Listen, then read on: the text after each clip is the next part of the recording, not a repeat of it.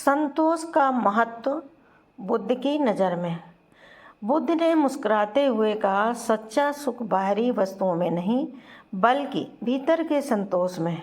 संतोष ही वह खजाना है जो हर संकट में मन को स्थिर रखता है। एक गांव में एक व्यापारी रहता था जिसका नाम सुदामा था। वह उम्र के 35वें वर्ष में था और उसकी सभी इच्छाएं संपत्ति, प्रतिष्ठा और ऐश्वर्य की ओर केंद्रित थीं।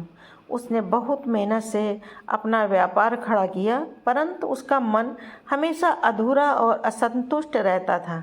उसे हर समय चिंता रहती थी कि उसकी संपत्ति और अधिक बढ़े, जिससे वह समाज में सबसे श्रेष्ठ बन सके। एक दिन उसने सुना कि महात्मा बुद्ध उसी गांव में आए और प्रवचन दे रहे हैं। सुदामा ने सोचा कि शायद बुद्ध ही उसे उसकी बेचैनी का कारण समझा सके।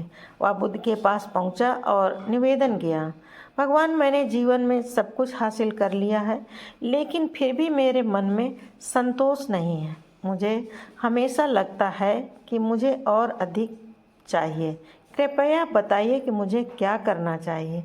बुद्ध ने उसकी बात सुनकर मुस्कुराते हुए कहा, सुदामा, मैं तुम्हें एक कहानी सुनाता हूँ, शायद उसमें तुम्हारे प्रश्न का उत्तर छिपा हो। बुद्ध ने सुदामा को एक साधारण किसान की कहानी सुनाई। एक समय की बात है, एक गरीब किसान था जो खेतों में मेहनत करके अपना गुजारा करता था। उसका जीवन बेहद साधारण था, लेकिन वह हमेशा खुश और संतुष्ट रहता था।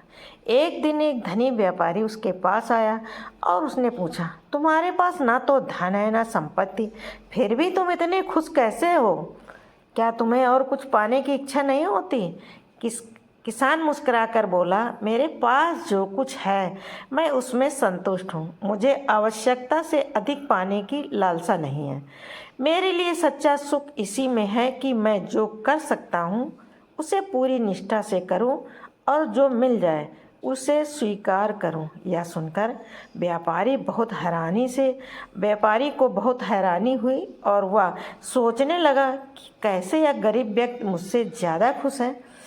बुद्ध ने पूछा, सुदामा, क्या तुम समझ सके कि इस किसान का सुख और संतोष किसमें है?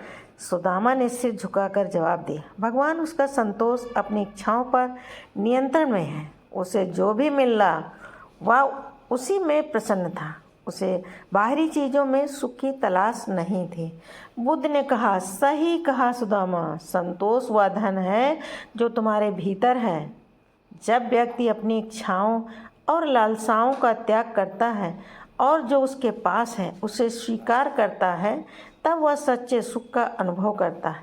बाहरी संपत्ति में संतोष ढूंढने से मन की शांति नहीं मिलती।